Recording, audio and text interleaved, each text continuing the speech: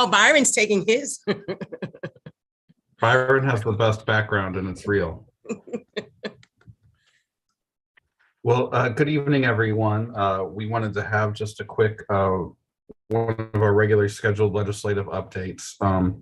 As you all know, the legislative session ended last week, ended a little bit early because the Senate quit one day early once again. But we do have some positive news to report. So I'll just go over some of the big bills that passed, and we'll have a probably more in-depth update at the work session. Our lobbyist, Steve Carroll, will be in person to brief the board completely on the legislative session. First off, the big news was House Bill 1552, which was the bill which originally would have been taking $18 million in funding from our district and diverting it to charter schools. $18 million of local aid was amended, as we talked about last time, was amended in the Senate so that we would not lose that local funding. So that bill did pass. It does provide additional funding to the charter schools, but that money all comes out of state aid, not local aid. So we did accomplish our primary goal of protecting local funding. It also did include a couple of very small, not necessarily insignificant, but not huge additions to charter school accountability, which means that local charter school boards members have to be from the state of Missouri. Previously, you could have been from anywhere in the world to be on a charter school board. So they do have to be from the state of Missouri, not necessarily the city of St. Louis, but they do have to be state residents. They do have a couple of other things, such as they have to post their APR results on their website. I would look for next year that the Senate in particular will be looking at additional reforms for charter schools. And so a couple of representatives have already reached out to us. And so we're going to be talking to them from our perspective, what we think maybe could be included to change the charter school rules. So that'll be something which I think will be next year, because the state is now primarily funding them to the tune of $70 million more than they did before. I would anticipate that they're going to want a little more accountability for that amount of money. The rest of House Bill 1552, they tacked on virtual school expansion to that bill. It was definitely a less bad charter school expansion by the time that it ended. A significantly less bad charter school expansion by the time, or I'm sorry, virtual school expansion by the time that it ended. There will be DESE guidance that comes out of that, which will probably be more clear, but it changes, for example, instead of limiting it to just one provider, people can choose any of the providers that are available in the state. And it also does change in some way payment mechanisms, as well as the virtual school students will have to take state assessments. It talks about how those will be counted. So, as always, the bill talks about these things sometimes slightly vague, and so we'll look for the DESE guidance to provide more information on that. We did oppose that was part of our platform to any changes in virtual school expansion, particularly if it watered down or took away the district's ability to in any way sort of decide whether or not that was an appropriate option for the student. And so there were some of those changes in there as well. But again, I think we'll wait for DESE guidance to see how that's implemented. Byron, you have a question? I saw Senator Beck last evening, and he suggested that we look into whether or not we want the district to be a provider ourselves. And we have done that sometimes in the past. For virtual education. Yes. Yeah. So I know Springfield is probably the only one that really has invested heavily in that. And so that's an interesting concept. Prior to this year, I don't think there were that many students who were even interested in it. But this year, obviously, pandemic and with being in person, it jumped up. So that's gonna be an ongoing conversation. The expansion bill. So the publishers, I call them publishers because a lot of them are textbook publishers that have these virtual options, but the virtual business community has pumped a tremendous amount of money into these lobbying efforts. They do it in every state because it is a business. But we oppose it for a lot of reasons. But the good news is they worked on it. It's a slight expansion, not the just massive free for all that it started out as. So that's House Bill 1552.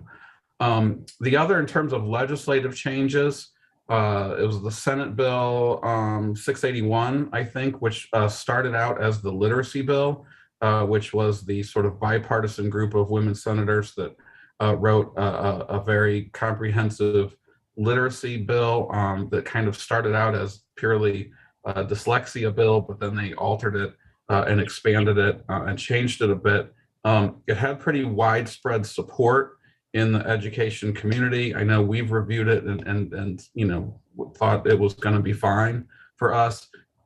It ended up being an education omnibus bill because when it passed the Senate, it went to the House and they added all the garbage into it. When it went to conference committee, they took most of the garbage out, but there are a couple of other things that were in there, and most of it's pretty good.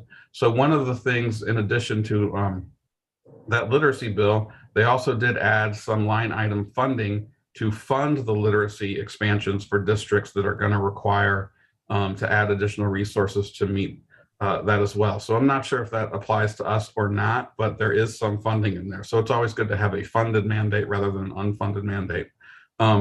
In addition to that, one of the things they tacked on was this lead water bill that worked through both houses. Essentially, that bill is codifying into state law the procedures that our district already adopted. So they've pretty much taken everything in terms of what we determined was the appropriate rate for a lead in the water, which was higher than was required. I mean, it would be lower than required. So our standards were higher than required. And the regular testing schedule and remediation schedule, as well as compiling and publishing that information. I think that's really good news because it started with kind of a group of activists who were looking at our district and very critical of our district when they realized they were looking at the old data when we decided, hey, we're going to test this. We found that we had a lot of lead. Then we implemented this program. Then they looked at the program and said, everybody should be doing this program. And so that is now state law. The only change is there's some added filter things that we weren't necessarily doing. And then in the other good news is because the state was flush with cash, they dedicated $27 million in ARPA money to pay for those testing and remediation programs. So hopefully the things that we were already doing using our own general revenue, we can get some reimbursement from the Department of Natural Resources. So that was 681. There's a couple of other things in there, nothing to be too concerned about. And like I said, they tried to add on all of the terrible stuff that they tried to do this year, like Parents' Bill of Rights, talking about critical race theory, and then just a lot of other horrible things. And that all got taken out in the conference committee in order to get what everyone saw was a very good bill as the literacy bill passed. Emily, yes. Yeah, just a quick question to go back to the lead funding. So 27 million ARPA funds to continue doing lead testing and remediation. That's for the entire state, right? Right, for the entire state, but that's 800,000 for us, right? Is that the? No, I'm not to that one yet. You're talking about some. Sorry. I'm sorry. Are we getting to the point where we talk about the fences? Is that what's coming up next? I can skip to the fences next if you want me to. I just know that parents are concerned about that, so I'm very excited. Sorry, I jumped the gun. Go ahead. So that was 681. There was one. Let me just talk about one more sort of substantive bill, and then this is also good news for the parents and your group, especially Emily. In House or Senate Bill 701 was an omnibus healthcare bill. One of the things that got added in there and passed at the end was this tweak in legislation allowing for immunity for administration of EpiPens under certain circumstances. So in our district, in every district, there is a provision in state law that EpiPens do not have to be administered by a nurse. They can be administered by school personnel, school employees who are trained by a nurse to administer the EpiPens. And if that is the case, there is immunity in case something goes wrong. Because always the concern is, well, if I'm not a healthcare provider and I'm providing some sort of healthcare service to a person, any person, I might be subject to some kind of liability if I do it wrong. So there's an immunity of that for our school personnel. That the provision in Senate Bill 701 is to expand that to contractors of schools. This bill very specifically came from two of our parents who I first met at a Parents Action Committee meeting, who were talking about this situation with their kid who had an allergy, used an EpiPen, would ride the bus, but they were concerned that while that turned during the bus, if they were exposed to some sort of allergen that would put their child into shock, that there was no adult on the bus who could administer EpiPens. So at first they tried to say, well, why can't the bus drivers administer EpiPens? And then when it was explained to them that, it really was going to come down to a change in state law, guess what they did? They went to their Representative Joe Dahl, and then also Senator Jill Shoup, who both introduced bills either way. We kind of worked with them a little bit, worked with Senator Shoup's chief of staff in particular to sort of make it just so you're just taking the existing law and changing it to add bus contractors. So that bill passed, and that bill passed because of advocacy from the Parent Action Council. Now, I do think there's a concern on our part that there may be a bit of a heavy lift to try to figure all of that out, and it is an optional program. But ultimately, if it's an added safety thing for the kids and it's going to be something that we can expand to make life just a little bit safer for our kids, that's always a good thing. And it's also a very impressive way that democracy worked in action. And it came from our parents who advocated for their students. So that was Senate Bill 701. And it was, again, in the omnibus. The next things I think that were the big wins are all the funding provisions, and there's a lot in there.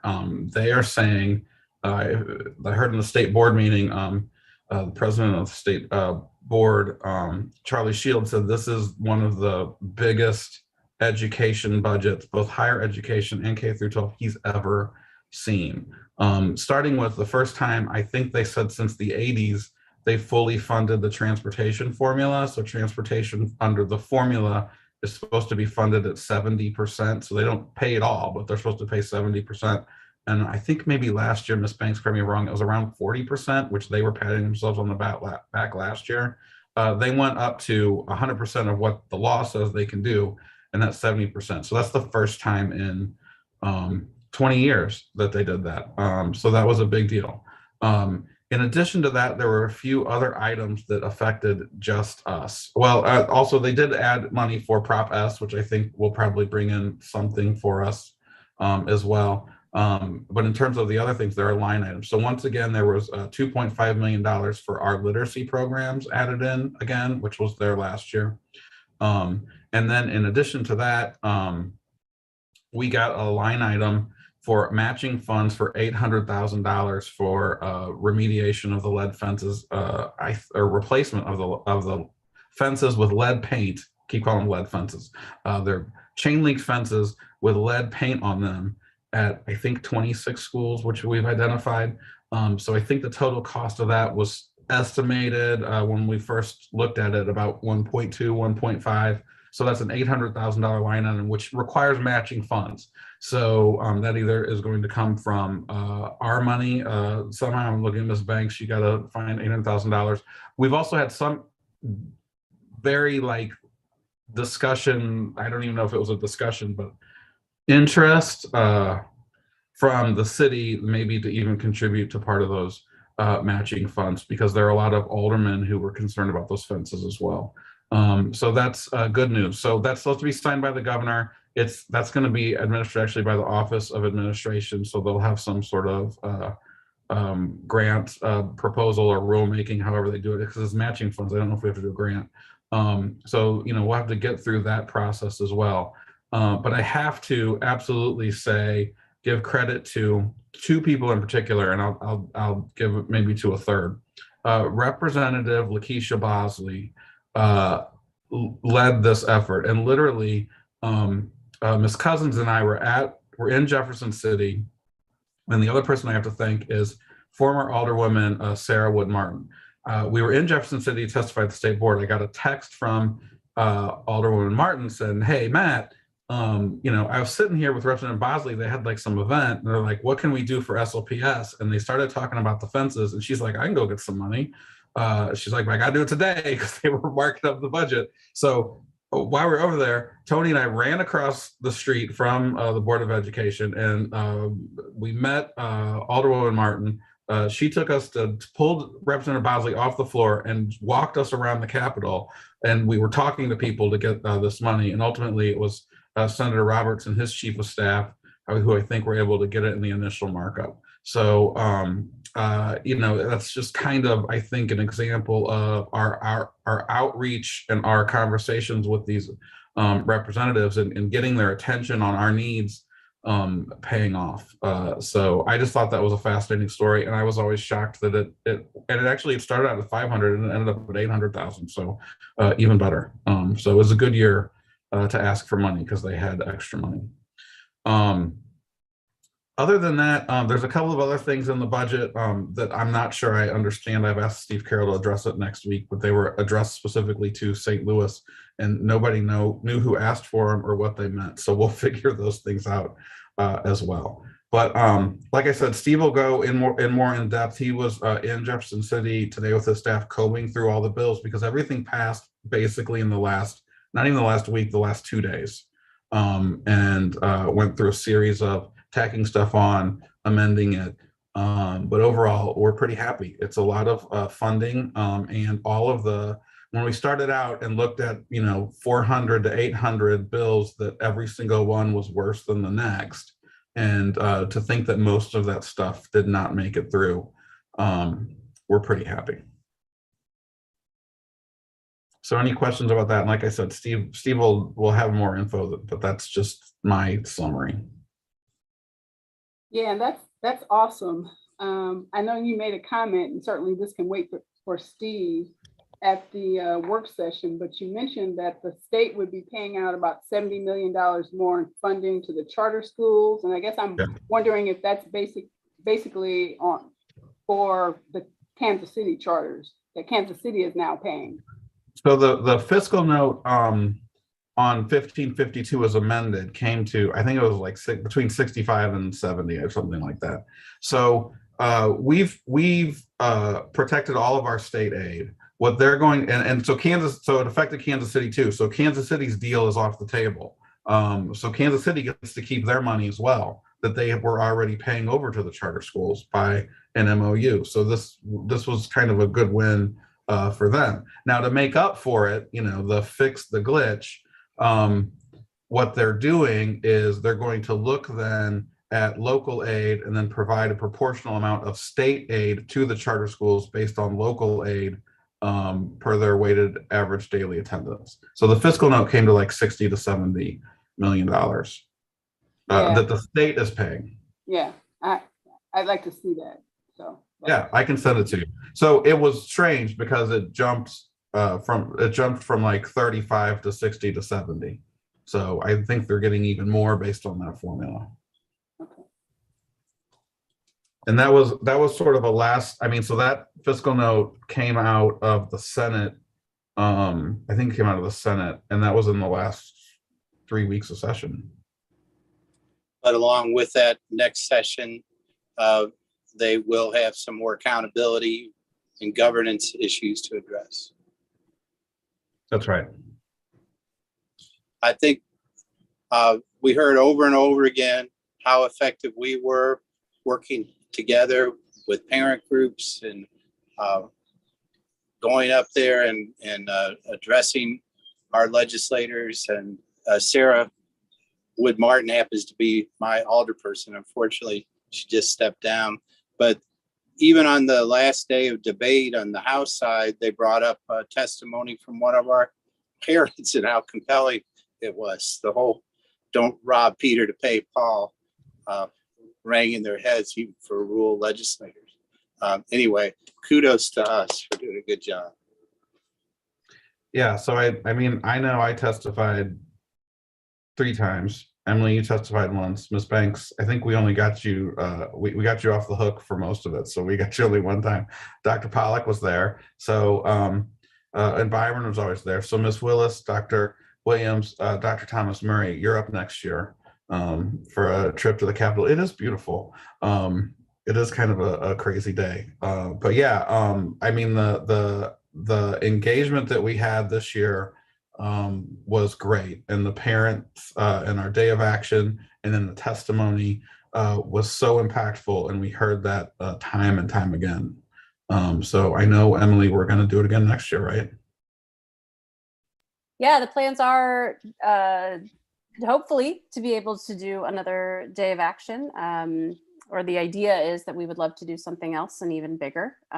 So we'll just hopefully stay tuned. We're wrapping up our end of the year Parent Action Council tomorrow. So if anyone is interested in attending that, you can email parentactioncouncil@gmail.com and get the Zoom link. But we are going to be talking about some of these accomplishments tomorrow and really naming some of those parents and calling them out, and for kudos and congratulations, some of those parents who were really instrumental in getting this done. But we definitely hope to not only maintain our presence, but hopefully grow it next year, now that people see what we're able to get accomplished. So thank you to this committee for helping steer some of the parents and provide feedback and suggestions, because several of our parents, especially ones who had very specific and targeted issues like the EpiPen bill, they're really feeling their way through a lot of this. And so this was a very interesting learning experience for a lot of us, but I think many of our parents, myself included, feel very empowered by this, and really see evidence of the way that this system can work for them and in their favor. So that's a really positive thing to come out of this, and we should all feel very proud. And So- Mr. Davis, I was just going to say that, interestingly, I have participated in a legislative conference for the past 2 days, and it is the Focus Family Treatment through the Focus Family Treatment Association, and emphasis is solely around foster care and foster care children and issues. So actually, you were saying I'll get an opportunity to go to that. Actually, I'll be on Capitol Hill virtually tomorrow. Oh, wow. Yeah, That's just amazing. advocating for foster care children, not just in the educational arena, but also within families, because we have so many grandparents who provide kinship care, and not just grandparents, also people in the community, family members, friends.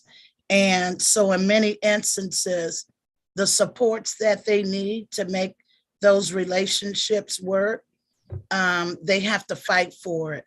And so I'll be on Capitol Hill tomorrow. Wow, that's amazing. Hey, Matt, can I say something to Dr. Thomas Murray real quick? Yeah.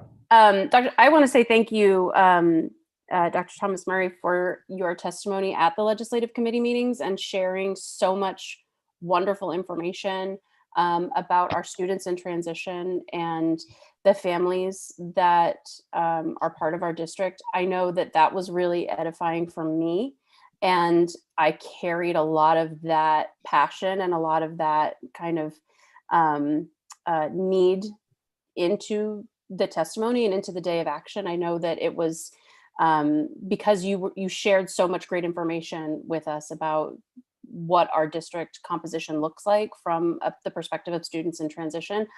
I was able to share that with legislators and say to them, as a parent in this district, I'm not just speaking for my kids, I'm speaking on behalf of all of these other children and all of these other families who are dealing with these circumstances and who are dealing with these challenges. And I'm asking you to help them at the same way you're helping my kids. So I just want to say that in and of itself, understanding how many students in our district are struggling with housing insecurity and how many families are dealing with so much instability was a huge motivator in our day of action for myself and for a lot of other parents. And so I hope we can continue to advocate for those families and make them a centerpiece of what we do next year, because I know for so many parents, hearing some of those statistics about how many students were in transition, how many students were dealing with housing instability was truly, truly eye-opening, and something like we really need to rally around to fix this. So I look forward to working with you more on that, because I think that's a huge issue for a lot of parents that they want to see help and support come from their legislators on. And interestingly, even with foster care, I don't, I've kind of given up parenting. All my kids are grown, but I've lived with over 178 foster kids. And so when the Every Student Succeeds Act was reauthorized, provisions were made for foster care students in terms of transportation, and services look similar to McKinney-Vento. But with foster care students, it looks so different how placements fall through in the middle of best interest determination meetings. Foster care parents can say, hey, if we don't get what we want, that kid can't come back. And so, what I like about St. Louis Public Schools is we have so many unique staff who are really dedicated and passionate about, foster care is my baby, homelessness is my baby, but math might be that baby for the teacher, or 21st century. And so I think the key is that collaboratively, we let people be good at what they do, and always child-centered and best interest at the forefront. Well, Emily, that was a good transition to what I wanted to talk to next, because I wanted to talk about what we want to work on next. And there's two things. First of all, this was an ad hoc committee that was meant to end at the end of the legislative session. So we're going to be talking at the work session about the wrap-up report of what we did, and then we'll be moving this to a permanent committee at the next regular meeting. And so if there's any thoughts about the composition of the committee, now's the time to let me know if you think there's people that we're not including, if people want to leave. Some people are on the committee haven't really ever shown up, so I don't know if they have a conflict or they just didn't want to do it. So we'll tweak that a little bit. But what I want to spend the summer on, and not just me, but talking with Alicia and Tony, my vice chairs, we want to pivot back to Dr. Thomas Murray, and looking at what we can do in terms of housing. Because again, it's an opportune time, because this is something that the city is talking about, and they have a lot of money and they're doing a lot of planning.